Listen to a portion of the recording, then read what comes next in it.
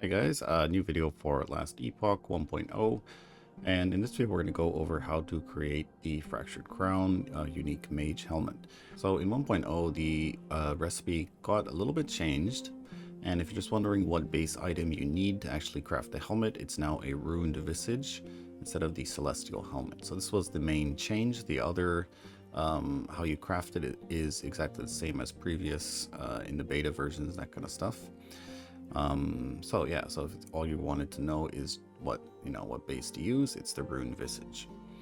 Okay, so let's get into how to make the actual helmet. And the way you make these is this helmet cannot drop in the game. You can only craft it basically.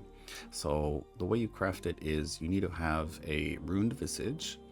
It needs to have mana on it, and it also has to have damage taken from mana before life. And it also needs to have a total combined affix tier of 21. So what that means is, if we look at the item in the crafting view here, you can see we have a T6, a T5, and a T4. So this is going to be a total combined item affix of 15. So basically you just add up all the numbers, and then you get your item tier.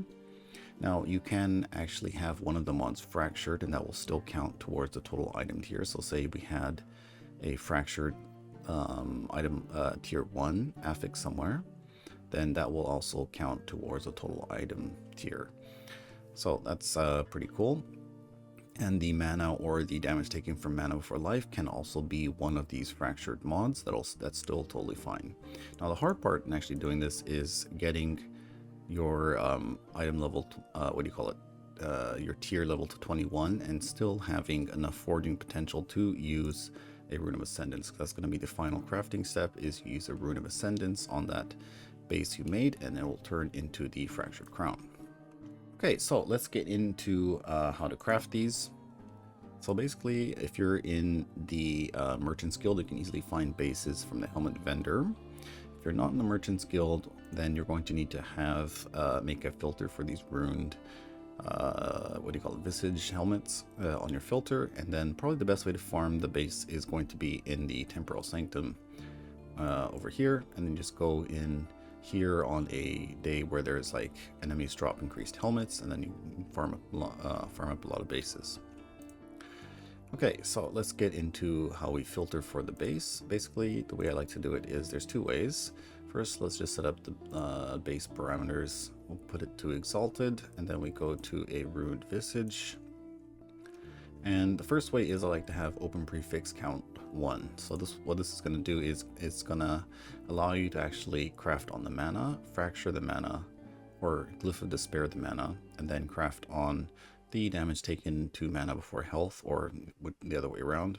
So that's going to guarantee you get both of those two mods that you require, and then after that it's just kind of RNG if you have enough forging potential to actually just get the item tier up to 21. So that's one way I like to search for it. And then if you don't have a lot of Glyph of Despairs, what you can do is, instead of having open prefix count 1, we can actually just search for one of the modifiers we need. So we can look for example, mana. And you can see mana, but we wouldn't be able to actually craft this because the mana tier is tier 3, and probably Glyph of Despairing this not really realistic. So what you can also do is open prefix count 1 with mana and see. There is actually 2, which actually I wish I had enough favor to buy these. But you can see there is every now and then some of these bases, and then all you have to do is craft on the other mods. Okay, so I do have 2 bases prepared, and hopefully with these bases we can actually craft one of the helmets. So let's try to craft one of them. I do have exactly 2 Glyph of Despair. So first let's add on the let's see, damage taken from mana. Let's do this first. Oh man. Okay, so this is probably not going to work. It just ate up so much of our forging potential.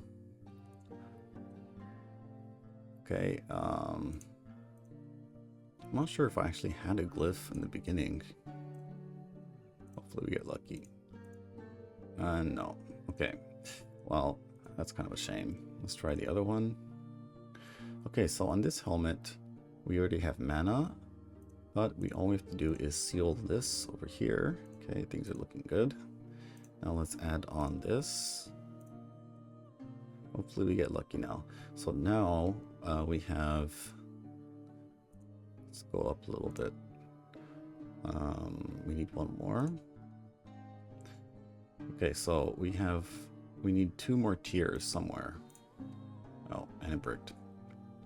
Okay, so as you can see, it is a little bit hard to actually craft these helmets because of the forging potential RNG. But so that's why when you buy your base, you do want to buy a base with as much fortune potential as possible, and then after that it's just all RNG. So basically on this one we had a T5, a T5, a T6, and a T4, so that's what item level 20. So if we would have gotten one of these to tier 5, and then we could have used the Rune of Ascendance. But anyways, so that is basically the crafting process for these helmets. It is a little bit painful with the fortune potential, what do you call it, RNG, but that's kind of how they're made. And if you're wondering what kind of builds use these, well, there is 2 builds right now that I know of. First one is the one I'm playing now. It's a Spark Charge Sorcerer. You can find build guides for it on my channel. And another one is going to be a Glacier build on max roll. You can go check out. Alright, so that's going to be it for this one, guys. Thanks for watching, and I'll see you next time.